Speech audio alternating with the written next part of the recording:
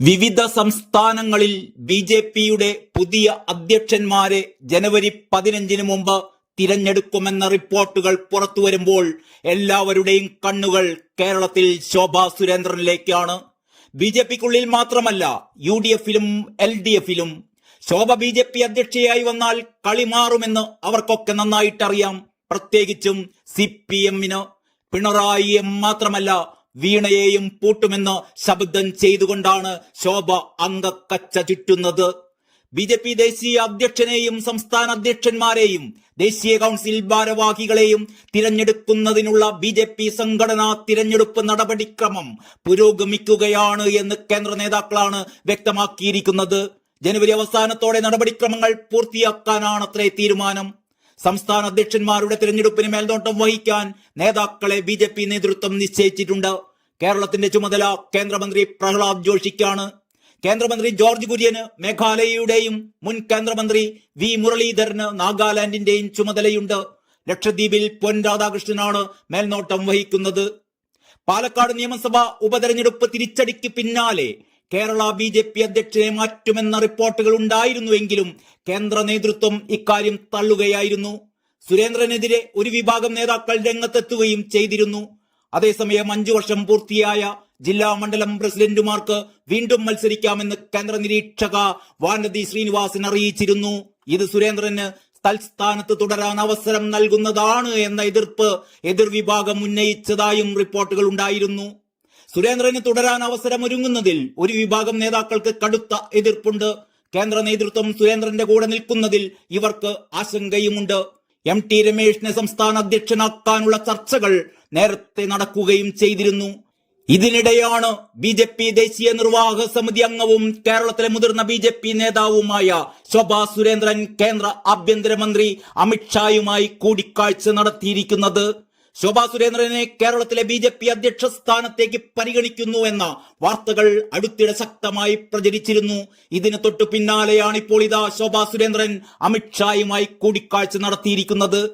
അമിത്ഷായുമായുള്ള കൂടിക്കാഴ്ച തനിക്ക് കൂടുതൽ ആത്മവിശ്വാസം പകരുന്നുവെന്ന് ശോഭാ സുരേന്ദ്രൻ മാധ്യമങ്ങളോട് പറയുകയുണ്ടായി. അമിത്ഷായുമായുള്ള കൂടിക്കാഴ്ചയുടെ വിവരങ്ങൾ ശോഭാ സുരേന്ദ്രൻ തന്നെ സോഷ്യൽ മീഡിയയിൽ പങ്കുവെക്കുകയും ചെയ്തിരുന്നു. സർദാർ വല്ലഭായ് പട്ടേലിന് ശേഷം ഭാരതം കണ്ട ഏറ്റവും കരുത്തനായ ആഭ്യന്തരമന്ത്രി ശ്രീ അമിത്ഷാജിയെ ഡൽഹിയിൽ സന്ദർശിച്ചുവെന്നും രാജ്യത്തിന്റെ സുരക്ഷയ്ക്കായി പ്രധാനമന്ത്രി നരേന്ദ്രമോദിജിയോടൊപ്പം തോളോട് തോൾ ചേർന്ന് ചരിത്രപരമായ നടപടികൾ കൈക്കൊള്ളുന്ന ശ്രീ അമിത്ഷാജിയോടൊപ്പമുള്ള കൂടിക്കാഴ്ച കേരളത്തിലെ ബി.ജെ.പിയെ പ്രതീക്ഷിച്ച ലക്ഷ്യത്തിലേക്ക് എത്തിക്കാൻ തനിക്ക് കൂടുതൽ ആത്മവിശ്വാസവും ദൃഢനിശ്ചയവും പകർന്നു നൽകുന്നതായിരുന്നു എന്നുമാണ് ശോഭാ സുരേന്ദ്രൻ ഫേസ്ബുക്കിൽ കുറിച്ചിരുന്നത്. ഈ ഫേസ്ബുക്ക് പോസ്റ്റിന്റെ വരികൾക്കിടയിൽ ഒളിഞ്ഞു കിടക്കുന്നത് കേരളത്തിലെ പുതിയ അധ്യക്ഷയായി ശോഭാ സുരേന്ദ്രൻ വരുമെന്ന് തന്നെയാണ്. കേരളത്തിൽ ബി.ജെ.പി അധ്യക്ഷനായി കെ സുരേന്ദ്രൻ ടേം പൂർത്തിയാക്കുകയും കൂടാതെ കെ സുരേന്ദ്രനെ അധ്യക്ഷ സ്ഥാനത്ത് നിന്നും നീക്കം ചെയ്യണമെന്ന് പാർട്ടിക്കുള്ളിൽ നിന്നും ആവശ്യം ഉയരുകയും ചെയ്യുന്നതിനിടയിലാണ് ശോഭാ സുരേന്ദ്രനും അമിത്ഷായും തമ്മിൽ നടന്നിരിക്കുന്ന ഈ കൂടിക്കാഴ്ച. ശോഭാ സുരേന്ദ്രനെ പാർട്ടിക്കുള്ളിൽ തഴയുകയാണ് എന്ന വാദം നേരത്തെ തന്നെ ശക്തമായിരുന്നു. മത്സരിച്ച എല്ലാ മണ്ഡലങ്ങളിലും ലീഡ് ഉയർത്തിക്കൊണ്ടുവരുവാൻ ശോഭാ സുരേന്ദ്രന് കഴിഞ്ഞിട്ടുണ്ട്. പാർട്ടിക്കുള്ളിൽ സുരേന്ദ്രനെതിരെ ഉയർന്നു വന്ന ശബ്ദങ്ങളെല്ലാം ഇല്ലാതാക്കാൻ തൃശൂർ ഉപതെരഞ്ഞെടുപ്പ് ഫലം ഒരു പരിധിവരെ സഹായിച്ചിരുന്നുവെങ്കിലും പാലക്കാട്ടെ ഉപതെരഞ്ഞെടുപ്പിൽ കനത്ത പരാജയമായിരുന്നു ബി.ജെ.പി ഏറ്റുവാങ്ങിയത്. ഇതിന് കാരണമായത് C കൃഷ്ണകുമാറിനെ സ്ഥാനാർത്ഥിയാക്കിയതാണ് എന്നും ആരോപണം ഉയരുകയുണ്ടായി.